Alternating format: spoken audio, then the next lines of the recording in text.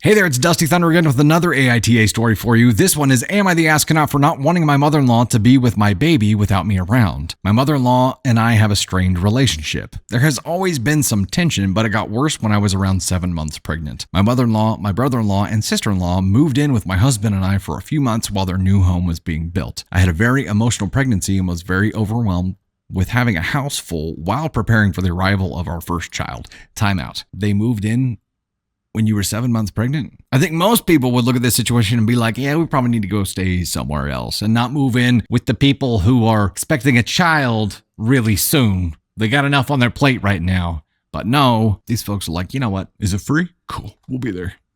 My mother-in-law was also a bit overbearing with our unborn child, saying she was her baby, wanting a full nursery at her house and making plans to keep the baby overnight as a newborn, which we never discussed doing. A lot of tension built up between my brother-in-law and mother-in-law because I was emotional and reacted irrationally to the smallest things. After I gave birth and was myself again, I apologized to my brother-in-law and he completely understood, and we've been great since. When I apologized to my mother-in-law, she wasn't as forgiving. She was still a bit overbearing as well, just being overall very possessive towards her. Unfortunately, for the first couple of months, our baby was very attached to me since I'm a stay-at-home mom and with her every day. Every time anyone would hold her, mother-in-law included, she would kick and scream and cry. After a couple of times, my mother-in-law stopped interacting with her. Now that our baby is older, she's 1 now, she doesn't react in that way and she's allowed my mother-in-law to hold her without getting upset.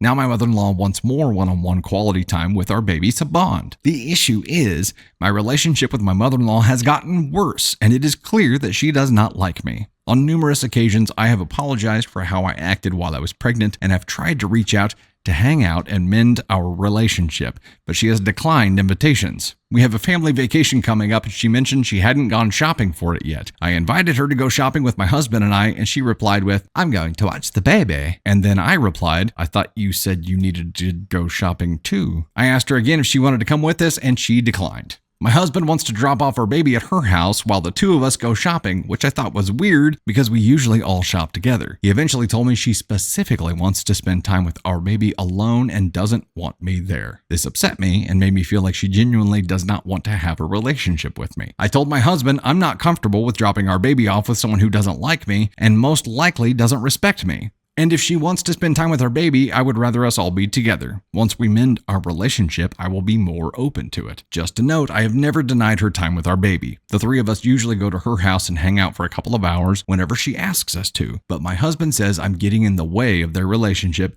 and am weaponizing our baby. Am I the asshole? Let's entertain the notion for a moment that OP's husband is not a mama's boy and isn't all for this. He did tell her what was going on. He told OP. But I think it took a minute for him to come clean about it. So he's going along with it at least somewhat. And his mom has him convinced at least somewhat that this is all true. Here's the deal. We've talked about this before. If you don't have a relationship with the parents, you don't get to have a relationship with the kids. That's how it works. Now, if they were split up, it'd be a different story. Oh, crap. That's the next step, isn't it? That's the next step in mother-in-law's great plan. She's got control of the son already because he was going to go along with this. She can't have a relationship with the child without having a relationship with the mom. It shouldn't work like that. She knows this. So this may be the opening pawn move in what will become a chess match that ultimately ends in their relationship destructing. So she is out of the way and mother-in-law can spend time with the baby. It's possible. It's crazy, but it's possible. Because where I was going with my statement was that if this couple is together, you don't get to have a relationship with the child without having a relationship with the mom. You just don't. If they're split up, it's different because then the mom no longer has control over what happens with the kid when the kid is with dad, right? Unless it's some kind of legally binding thing, but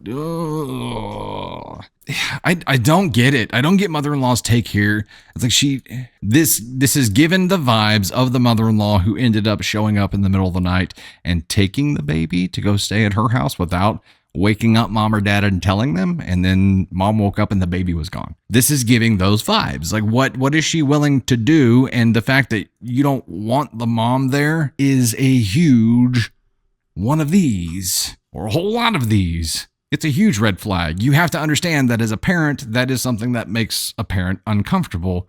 And you probably, if you really want that to be a concerted effort for you to specifically bond with this child without mom around for a reason, you need to explain the reason to mom for her to have any chance of being comfortable with it. The fact that you didn't, the fact that you lied about it, the fact that you tried to scheme behind her back and then pit her husband against her proves that you know it's not right. It's not the right thing to do. Otherwise you could be completely open and honest about it. But you are shifty here. I'm talking to mother-in-law, not OP. Very shifty. So the initial question here was, am I the astronaut for not wanting my mother-in-law to be with my baby without me around? Hell no. You have reason to be concerned here. If she is disrespectful towards you, I'm sure she's going to love her child. But if she hates you enough, you can't put doing something stupid past her. You can't. And you have to trust someone to be able to leave your infant child with them. That takes a shit ton of trust. That is the most trust that you can have in someone, and trusting the life of your brand new baby, the soul that you birthed into the world, and trusting it to them and only them for a certain period of time is like the most trust that you can expect of someone. And to treat them like shit and then be like, yes, give that trust to me is unreasonable. It is completely unreasonable. No reciprocation there at all. You can't treat someone like shit and then expect them to trust you. And I think the play where she might realize that she doesn't get to have the relationship that she wants to have so long as wife is in the picture could lead to her trying to plant a divorce. People who expect trust without giving trust or respect are like, I just don't understand. I don't understand it.